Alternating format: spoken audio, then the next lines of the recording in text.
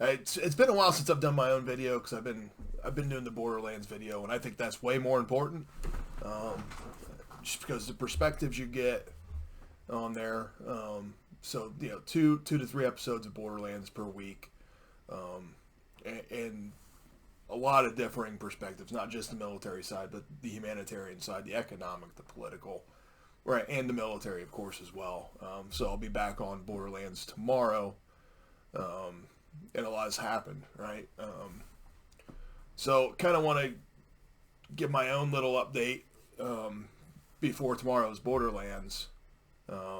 Just some things mulling around my head, and I need to be relevant. So D+41, all right. So we saw the Russian declaration redefinition lie, redefining their strategic aim, right? So because it was so obvious that strategic objective of regime change is not going to happen. So when you're faced with catastrophic failure in your strategic objective, just say, well, that was never our objective.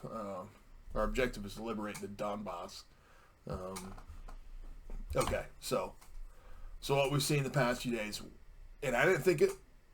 I thought there was some kind of mild deception in there still, but we have seen the redeployment, the movement of Russian forces out of the northern portion of Ukraine.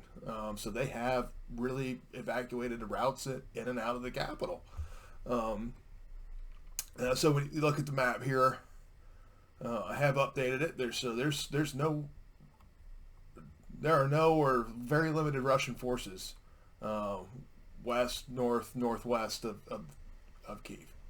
Right? They have moved out. All right, and Ukrainian units have reestablished and moved forward up through Chernobyl and a little bit farther north. So Chernobyl is right about here, right? Okay, so that's happened. Chernihiv, okay? There's still some Russian elements in the area.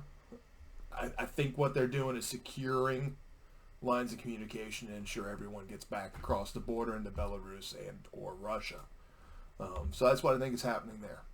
So there is a significant withdrawal, but there are a couple axes that they're maintaining a limited presence on, right? And I think they're really just securing a withdrawal. In the east, we're still seeing there's a little bit more Russians in and around Sumy, but they are moving out, and we're seeing evidence of movement in and out, right? So if you're looking at a combined arms army,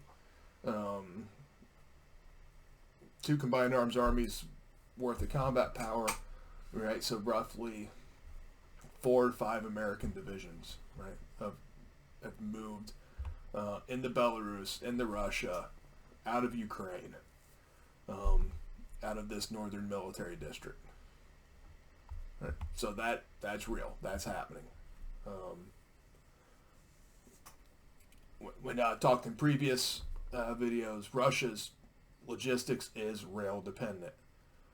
So once they get into Belarus or Russia, they are able to move on the rail and execute those troop movements. So we'll see how effective that is, right? So here is this is the rail and water riverine network in Ukraine. So I've changed up here and over in the east near Sumy to that transitional kind of shading to show that there are some Russians still there, but it's transitioning back to Ukrainian control because the Russians are withdrawing back into Belarus and Russia, right? All right, so we see these railheads going back into Russia and Belarus, but they're recognize that those connect, right? and can enable movement back into the eastern, southeastern theater, which is Russia's intent, right?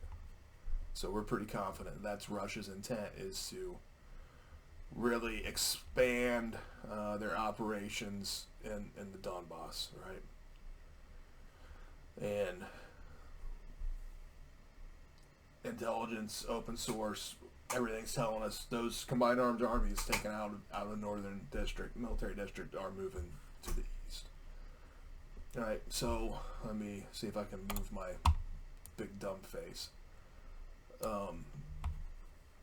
So I'm take it back to U.S. doctrine, and talk about retrograde operations, because Russia is conducting a retrograde operation. All right, avoid decisive combat under unfavorable conditions, which they certainly met. That right. It's not. This isn't really to maintain freedom of maneuver, but it is to preserve some forces for decisive action elsewhere, right? And they've stated that's the Donbass, so that's where those forces are going. All right. The underlying reason for conducting retrograde: improve a tactical situation, or to prevent a worse one from occurring. Okay. All right. So, 3 types of retrograde operations: delay, withdrawal, retirement. I think you have elements of all 3 of these happening, depending on where it's occurring. There is a delay happening. I think that's mostly in the east, near Sumy, right, where they're trading space for time. And that's enabling a withdrawal. It's really a withdrawal not under pressure in the north. Okay, so delay in the east, conduct a withdrawal in the north. Some Russian units are conducting a retirement. All right, and that's a force not in contact moving to the rear. And that's really Russian units that no longer exist. Those units have ceased to exist because of attrition, and just soldiers fleeing. So there are Russian units that no longer exist except on paper. So those units are conducting a retirement. In the east, once Russia gets everything out, especially the Chernihiv area, those units will conduct a withdrawal as well, and they'll move further to the east, southeast, and reinforce in the Donbass. All right. So the other thing is inherent in a retrograde operation is a form of defense, right? So I also put on there, this is from core level American doctrine, right? Why we conduct the defense. Right, gain time, concentrate forces elsewhere. That's really why it's happening. They're trying to gain time and concentrate forces elsewhere. Russia is not wearing down as a prelude to offensive operations, at least operationally, and retain tactical, operational, strategic objectives. That's not really happening there either, all right? So Russia is continuing to press offensively in the southeast and the Donbass. They're working to maintain offensive momentum. They're not doing a very good job of it, but that's what they're working on, all right? So a little bit on retrograde and the defense, just to tie it back into doctrine, because why not? If you like the big heads, I'm not a big brain guy, but Clausewitz said the objective of defense is to preserve. But the problem with the defense is you leave initiative to the enemy, right? And I concur with that. He also identifies this is a stronger form of conducting war, but it has a negative objective. Right? It does not accomplish purpose. But quickly on that, it does can achieve purpose if you're Ukraine. But I think what Zelensky, Ukrainian military leadership recognizes is even as the country that was attacked, the defense does not achieve the objective for Ukraine, right? It still has a negative objective because the characteristic of the defense necessary to achieve the purpose is a counterattack, right? So the defense alone cannot accomplish the purpose. There needs to be an offensive component and capability within the defense, right, to achieve purpose, to have a positive objective. All right. I'm more of a Germany guy myself, right? And I think this is where Ukraine needs to get to, and transition to an offense. This is a time where they really need to start doing that while Russia is in a state of withdrawal and conducting retrograde operations, is to seize offensive initiative while that's happening, right? And this is a great time to attack enemies' lines of communication, right? And Ukraine can still protect their own while doing this, and that's really important, right? Ukraine will be able to quickly maneuver and engage fractions of the enemy's army with the majority of one's own, right? Ukraine is going to be able to reposition, reallocate combat power, and achieve mass, right? Because while Russia is concentrating combat power, it allows Ukraine to do the same thing, okay? And this is something I definitely believe in. You have to focus your attack on the decisive point, right? So what is the decisive point, right? The decisive point, right? That is a place on the ground, a point in time, space, at such point that you gain a marked advantage that is near irreversible, right? There's always something that could reverse the decisive point, like right, nuclear changes. That's a different animal. But you focus the attack on the decisive point. That point, geographically or on a timeline, this sets conditions as such that you are going to achieve your objective. All right.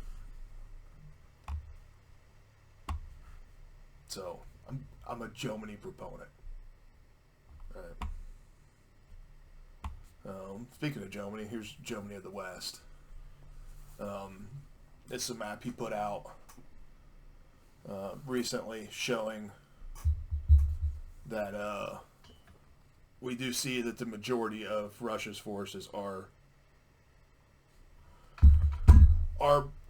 repositioning, in the process of repositioning down towards the Donbass, right? So this is Luhansk and Donetsk Oblast down here, right? So, as mentioned, there's a little bit still up north that's enabling, right? The retrograde, but it's not conducting offensive operations for Russia at this time, right? It's enabling the retrograde, right? It's going to come back up here through Belarus, Russia, hit that rail, right? And it's going to work moving it back down.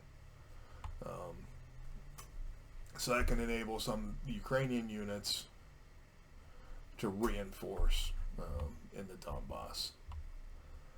Weather through this weekend is pretty good. Beginning of next week, rain.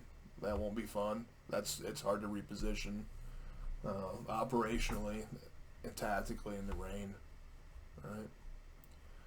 But for the next several days through Sundays is a prime opportunity for Ukraine to move combat power quickly to reinforce in the Donbass. All right, so that's something I look at. Russia has conducted rail operation. If you've conducted rail ops before, it's slow and it kind of sucks. And then you have to unload on the backside. And you need a railhead that is conducive to offloading military equipment. Russia's built for this, a little bit different than the United States is, right? We have very few in the United States railheads that are designed for, tanks and armored fighting vehicles to load and unload at, right? Russia has a lot more of them. They've designed their infrastructure for this. So it won't be that big a deal for them, but it does take time to load, transit. There's multiple switches they have to hit and unload at a far end railhead, and then onward movement and integration into the fight. So it will take Russia some time. So probably the tail end of this, by this weekend, early next week, they'll start being able to reinforce in the Donbass. All right, and this weather station, it does say Donetsk, so this is from the southeast region. So that gives you a good read on the weather conditions here in the Donbass, in particular. Last thing I want to hit on today, keep this kind of short, and I'm not going to make profound statements. Right, but we know that we know civilians were murdered. Right, they weren't killed. They weren't collateral damage. That's murder, right? And some call it genocide. So I'm not gonna say it is or isn't genocide. We're gonna have a lot of really smart international lawyers who are out there working on this, as well as judges who are well versed on this, right? But go back to the United Nations, whether you like it or not, the UN or not. It is an internationally recognized governing body that sets international law, right? So here's the Convention on the Prevention and Punishment of the Crime of Genocide. This is straight from international law, right? Genocide means intent to destroy in whole or in part a national, ethnical, racial, or religious group. All right. So this is accomplished by killing members of the group, causing serious bodily or mental harm, deliberately inflicting on the group conditions of life calculated to bring about physical destruction, right? Like poisoning water.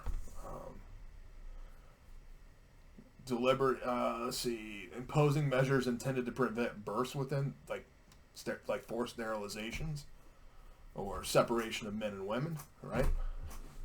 And forcibly transferring children in a group to another group.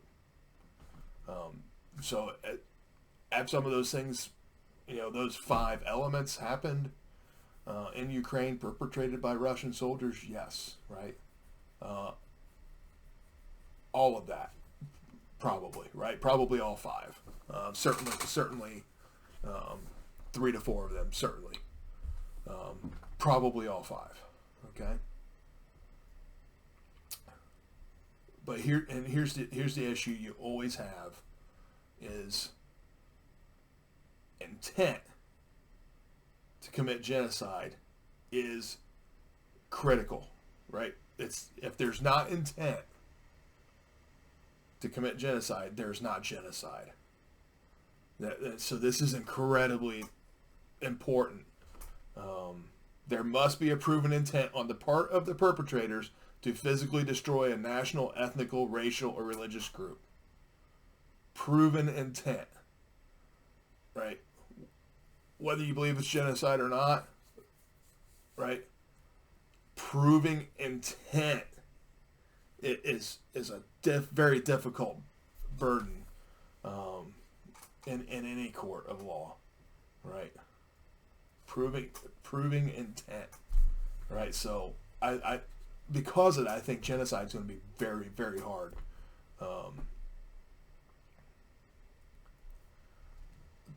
to say genocide. I think it's very difficult. Not impossible, right? But I'm not a lawyer. I can read the law. I can interpret it. And I am relatively educated. I've taken enough legal classes in my life. But because I understand that the burden of proof is large, right? Severe, and it's going to be challenging. All right, because even within the law itself, right, intent is the most difficult element to determine. Boom, right? So the UN comes around and says that you're probably not going to get this because it's really hard. So I just wanted to bring that out there and show straight from the law, right? Straight from international law, what it says about genocide. Right? I'm not saying it is or is not genocide. I'm saying the burden of proof is very difficult to achieve. So I'll leave that where it is right now. Right? So that's quick. Quick down and dirty, a little over 20 minutes for today. Be on the Borderlands tomorrow.